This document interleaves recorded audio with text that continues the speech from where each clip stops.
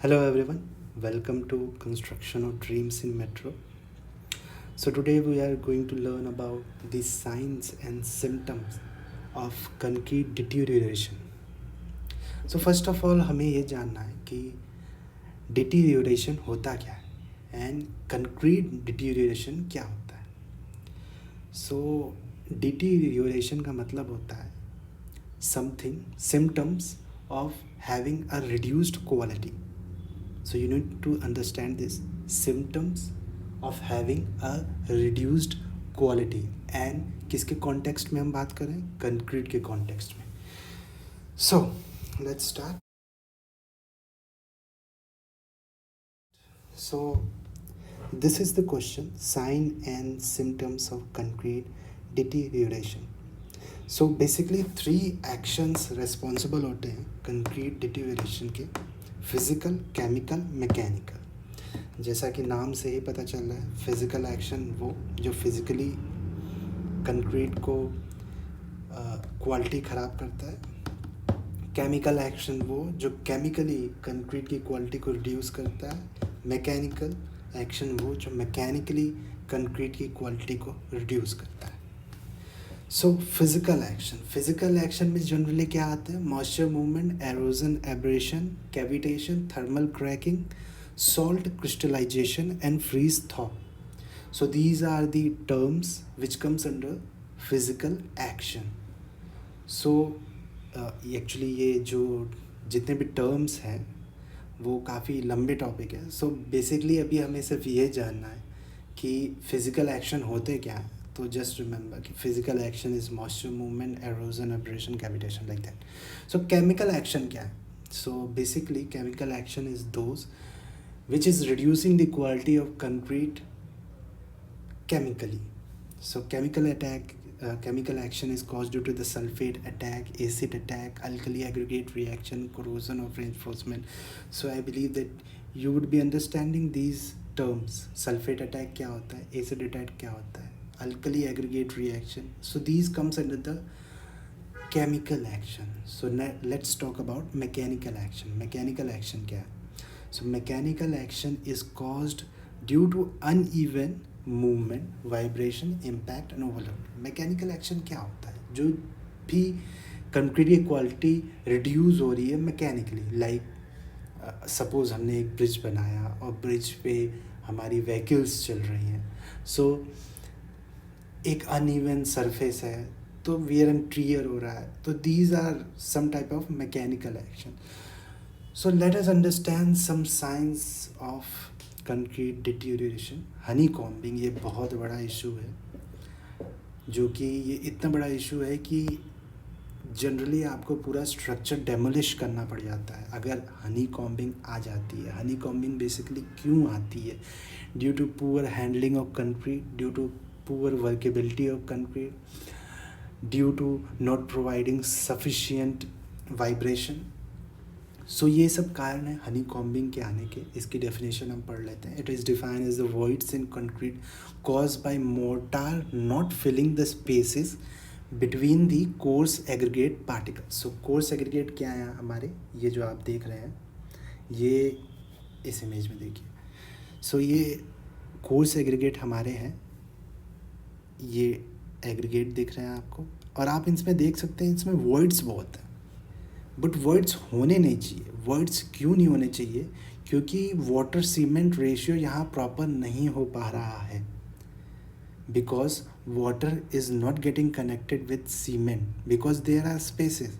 And concrete का एक basic फंडा है कि एक नेटवर्क फॉर्म करना है. अगर नेटवर्क फॉर्म हो रहा है तब ही जाके आपका रिएक्शन होगा. और वो रिएक्शन 28 दिनों तक चलता रहता है और वो 28 से 1 साल, 2 साल, 3 साल, वो 10 साल तक भी रिएक्शन चल सकता है. तो इट डिपेंड्स कि हम सीमेंट किस टाइप का यूज़ कर रहे हैं. बट बेसिकली 28 दिन आज के टाइम में हम करते हैं.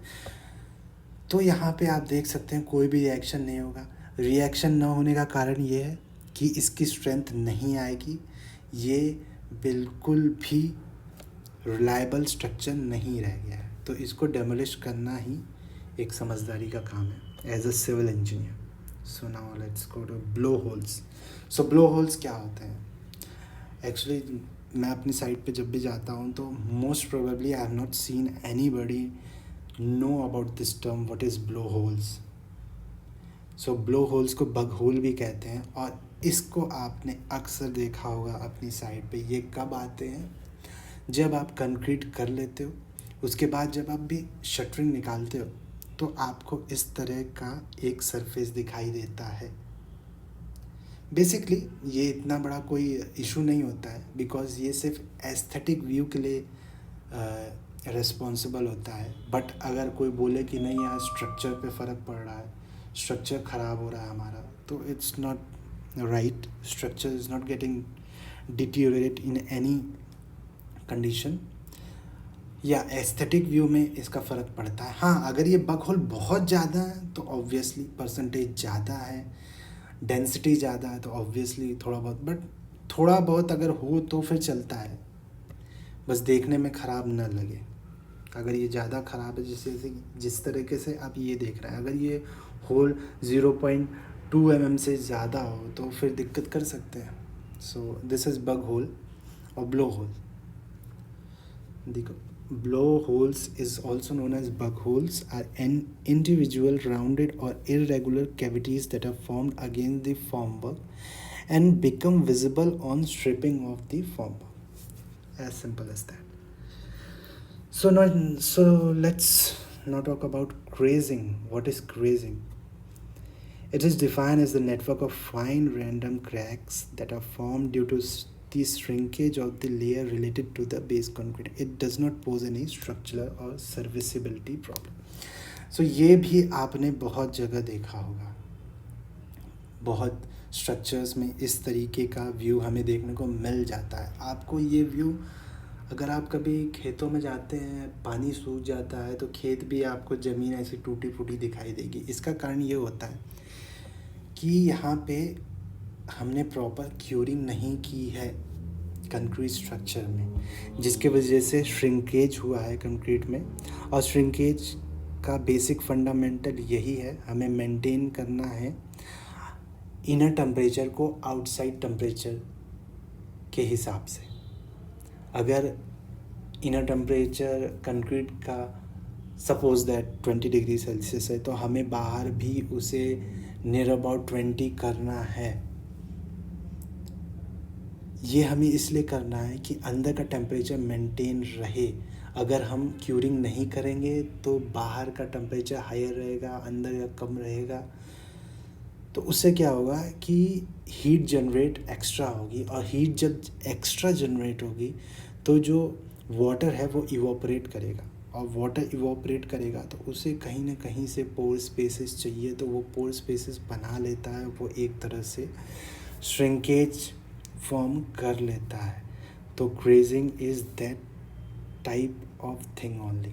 सो बेसिकली ये भी बहुत देखने को मिलेगा आपको साइट पे. But nowadays people are using different types of chemical against curing. So अब ये इश्यूज़ थोड़े कम हो गए हैं साइट पे. बट या this is one of the biggest issues in on site. So cold joint क्या होता है? कोल्ड जॉइंट तो आई थिंक कि सबने सुना ही होगा. कोल्ड जॉइंट क्या होते हैं? Cold joints are created when new concrete is poured against the concrete that has just hardened. It is considered to be a major sign of concrete deterioration. So cold joint क्या होते हैं? आप जैसे इस structure को देख रहे हैं, ये एक पियर है 2.4 इंटू 2.4 मीटर का. ये जो पियर आप देख रहे हैं ये मेट्रो स्टेशन का पियर है. तो इसमें आप देख रहे होंगे कि 1 2 3 आपको लाइनिंग दिखाई दे रही होंगी. बेसिकली 2 लाइनिंग्स दिखाई दे रही हैं आपको. उस 2 लाइनिंग ने इस पियर को 3 पार्ट्स में डिवाइड किया. सो ये लाइनिंग क्या है? सो ये लाइनिंग कुछ नहीं है. इसका सिर्फ ये मतलब है कि हमारी पहली लिफ्ट कास्ट हुई है 4 मीटर की, उसके बाद हमने फिर 4 मीटर की लिफ्ट कास्ट की है, उसके बाद हमने फिर 4 मीटर की लिफ्ट कास्ट की. सॉरी 4 मीटर की नहीं, कुछ कम की होगी. हाँ, तो इस तरीके से आप बेसिकली ये समझिए कि जब हमने पहली बार कंक्रीट किया सो जो हम सेकेंड लेयर ऑफ कंक्रीट डालते हैं तो ये एक लेयर फॉर्म हो जाती है, ये लेयर को हमें जनरली ग्राइंडिंग कर देनी चाहिए। तो this is only cold joint. अगर ये ज़्यादा आ जाए तो दिक्कत है, तो इसमें आपको थोड़ा बहुत समझ में आ रहा होगा। तो this is cold joint. So pop outs क्या होते हैं? Pop outs are the rough conical depression in the concrete surface caused by the expansion of deleterious aggregate particle near the surface of expansion due to freezing। ये जो pop outs है ये generally structures में आपको बहुत कम देखने को मिलेंगे। ये उन्हीं जगहों पे हमें देखने को मिलते हैं जहाँ बहुत ज़्यादा ठंड पड़ती है। ठंड पड़ने के से क्या होता है? फ्रीजिंग होता है। फ्रीजिंग की वजह से क्या होता है? एक्सपेंशन होता है कंक्रीट का, और एक्सपेंशन की वजह से क्या होता है कि डिलीटीरियस जो एग्रीगेट हैं, हार्मफुल एग्रीगेट पार्टिकल हैं, वो एक्सपेंड करते हैं। उसके वजह से एक कोनिकल डिप्रेशन बन जाता है, उसे हम पॉप आउट्स कहते हैं। ये जनरली नहीं होता है आज के टाइम में। Spalling is defined as the development of fragments, usually in the same of shape of flakes, due to the corrosion of steel and due to free। ये भी जो चीज़ है जो इस फिगर में आप देख रहे हैं, ये भी अक्सर ठंडी जगहों पे ही होता है जहाँ पे विंटर्स बहुत ज़्यादा पड़ते हैं। जैसा कि आप देख रहे होंगे इस फिगर में, कोरोड हो चुकी है कंक्रीट, कोरोजन हो चुका है पूरा स्टील में, और यहाँ पे दिया भी है due to corrosion of steel and due to freeze thaw effects there is development of fragments. आप देख सकते हैं ये फ्रैगमेंट्स फॉर्म हो चुके हैं इस फिगर में, फ्रैगमेंट्स फॉर्म हो चुके हैं, और ये कंक्रीट धीरे धीरे धीरे धीरे इसकी क्वालिटी रिड्यूस हो रही है, और ये बहुत ज़्यादा हार्मफुल है। इस तरह का स्ट्रक्चर जनरली डेमोलिश कर देना चाहिए। स्टेन, ये तो आई थिंक कि आपने जब अपना कभी घर बनवाया होगा तब भी ये इशू आपको दिखता होगा कि अगर आप प्लास्टर करते हो तो सफ़ेद सफ़ेद सफ़ेद वाइट वाइट वाइट वाइट कुछ ऐसा लगता है दीवार पे कि ये वाइट वाइट क्या हो रहा है। तो बेसिकली वही स्टेन होता है। It is defined as white powdery surface. It is defined as white powdery surface which may be caused by alkali aggregate reactions.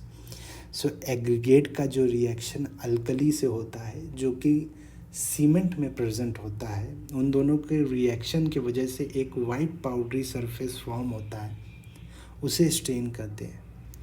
The stain में sometimes be coloured due to corrosion of reinforcement. This is also considered as major part of quality. तो basically जो stand होता है उसका एक और reason होता है कि कभी कोरोजन हो जाता है तो भी स्टेन हमें देखने को मिलता है, वो थोड़ा सा कलर्ड स्टेन रहता है। और as far as the quality is concern then definitely this poses a great quality defect in the structure. So structural cracks. See, I believe कि जो भी सिविल इंजीनियर वर्क कर रहे हैं अपने साइट पे, अगर उनके पीरियड में अगर इस तरह के स्ट्रक्चरल क्रैक्स आते हैं तो वो बहुत ही ज़्यादा हार्मफुल है इंजीनियर के लिए, as well as whole department के लिए, एज वेल एज गवर्नमेंट के लिए, एज वेल एज सिटीजन्स के लिए जो उस पब्लिक स्ट्रक्चर को यूज़ करने वाले हैं। It normally results from temporary और continued overload, uneven foundation setting और design inadequacies. The demolition of structure is considered safe when structural cracks appear. आप समझ चुके होंगे कंटिन्यूड ओवरलोड्स, जितने के लिए स्ट्रक्चर डिज़ाइन हुआ है उतना हम लोड नहीं डाल रहे हैं उस पर, ओवरलोडिंग कर रहे हैं। अनइवन फाउंडेशन, फाउंडेशन सही नहीं है, there is a chance of settlement. Design inadequacies, design proper नहीं है। The demolition of structure is considered safe when structural cracks appears. हमें स्ट्रक्चर को डेमोलिश कर देना चाहिए जब भी हमें स्ट्रक्चरल क्रैक किसी भी स्ट्रक्चर में दिखाई दे जाए। डिसइंटीग्रेशन, सो डिसइंटीग्रेशन तो नाम से ही पता है कि डिसइंटीग्रेट करना किसी चीज़ को। अलग थलग कर देना. The two terms use for disintegration are scaling, localized flaking or peeling away of near surface portion of hardened concrete due to freezing thaw and dusting, white powdery formation on the surface of hardened concrete that receives excessive traffic. So इस figure में आपको कुछ समझ में आ रहा है? सो आप देख सकते हैं कंक्रीट डिसइंटीग्रेट हो चुका है, कोरोजन हो रहा है, एग्रीगेट्स बाहर आ चुके हैं, ये कहीं से भी नहीं लगता है कि स्ट्रक्चर सेफ है. इस तरह का स्ट्रक्चर कब होता है? जब ज़्यादा वियर एंड टीयर हो जाता है, एक्सेसिव ट्रैफिक हो जाता है कहीं पे, जिससे कि टॉप सरफेस एरोड हो जाती है, हैवी रेन्स, कंटिन्यूस रेन्स की वजह से भी होता है disintegration. So the term used for disintegration are scaling, localised flaking और peeling away of near surface portion of hardened concrete due to freezing thaw. और दूसरी बात समझने की ये भी है कि ये अक्सर उन जगहों पे होता है जहाँ पे ठंड ज़्यादा पड़ती है. ठंड ज़्यादा पड़ने की वजह से फ्रीजिंग थॉ होता है, जिसकी वजह से जो हार्डन्ड कंक्रीट का सरफेस है वो पील ऑफ हो जाता है. सो डिसइंटीग्रेशन इज़ दैट टर्म. सो इस फिगर को आप देखिए और आई होप कि आप इसे थोड़ा और डीप में जाके पढ़ें. Cracking in concrete is inherent. The type of structure and nature of cracking is major concern. Cracks in concrete do not always mean that structure is unstable. Cracking क्या है? कोई चीज़ जब क्रैक कर जाए सो दैट इज़ क्रैकिंग. सो अगर ये cracking concrete structure में आ जाए तो क्या कंक्रीट सेफ नहीं है या स्ट्रक्चर सेफ नहीं है? हमें स्ट्रक्चर को डेमोलिश कर देना चाहिए? नहीं, इट डिपेंड्स. क्रैकिंग की एक लिमिट है, आई थिंक 0.02 mm और 0.2 mm, इसके बीच में अगर क्रैकिंग है तो इट्स ओके. बट अगर क्रैक बहुत ज़्यादा बड़ा है, अबव 0.02 इन सम केसेस और above 0.2 mm in some cases, then it poses structural it is very detrimental. So इस तरह के क्रैक्स नहीं आने चाहिए कंक्रीट में. अगर आ भी जाए तो प्रॉपर इसकी स्टडी करनी पड़ेगी, इस पर टेस्ट करने पड़ेंगे. सपोज़ कि आपने पीए कास्ट किया है और उसमें क्रैक आपको दिख रहा है और वो बहुत ही छोटा सा क्रैक है, सो आई प्रेफर कि वहाँ पे नॉन डिस्ट्रक्टिव टेस्टिंग करानी पड़ेगी. So different types of test हमें कराने पड़ेंगे. So what is erosion? It could be due to abrasion erosion, which is marked by smooth, well-worn, abraded surface of concrete while in cavity. So erosion is basically the peeling up of the top layer of concrete structure or anything made of concrete. So इसमें क्या होता है, जो आपका top layer of concrete है, वो चाहे RCC road हो या कोई RCC स्ट्रक्चर हो या कुछ भी हो, उसका टॉप लेयर जो पील ऑफ हो जाता है उसे हम एरोजन कहते हैं. एरोजन कई तरीके से हो सकता है. एरोजन आपका बहुत ज़्यादा बारिश से भी हो सकता है, वियर एंड टियर से भी हो सकता है. So this is erosion. Corrosion, so सबसे ज़्यादा और मेजर इशू कंक्रीट डिटीरियोरेशन में जो होता है वो कोरोजन होता है. So we need to understand about what is corrosion. I think कि every civil engineer must be knowing about the term corrosion. जंग लगना, ये तो हम बचपन से भी करते आए हैं कि यहाँ जंग लग गई, वहाँ जंग लग गई. Rusting in steel concrete which results in cracking or spalling is known as corrosion. अगर corrosion किसी स्ट्रक्चर में आ जाए और उसके वजह से कंक्रीट स्पेल हो रही है, फूल रही है, टूट रही है, तो डेफिनेटली उस कंक्रीट को, उस स्ट्रक्चर को डेमोलिश करने का समय आ चुका है. कोरोजन के बारे में मैं आपको बहुत कुछ नहीं बताऊंगा, क्योंकि कोरोजन के बारे में आई होप कि nearly each and every one knows about what is corrosion. So deflection क्या होता है? इट इज़ द बेंडिंग और sagging of the reinforce concrete structure elements like beam, slab, column, etc., which can be due to overloading, corrosion. Deflect कर जाना. कोई हमारी beam है, slab है, कॉलम है, अगर डिफ्लेक्ट कर गई तो उसे डिफ्लेक्शन कहते हैं. तो डिफ्लेक्शन कैसे हो सकता है? ओवरलोडिंग से हो सकता है, कोरोजन से हो सकता है, क्रीपिंग कंक्रीट से हो सकता है.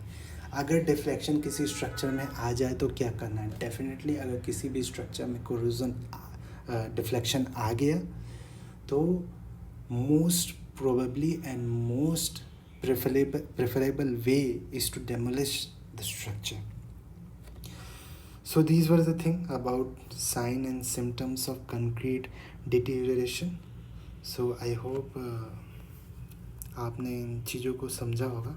और अगर आपको और भी कुछ जानना है सिविल इंजीनियरिंग के बारे में या मेट्रो रेलवे से रिलेटेड कोई भी नॉलेज लेने के लिए, तो आप इस चैनल को फॉलो कर सकते हैं.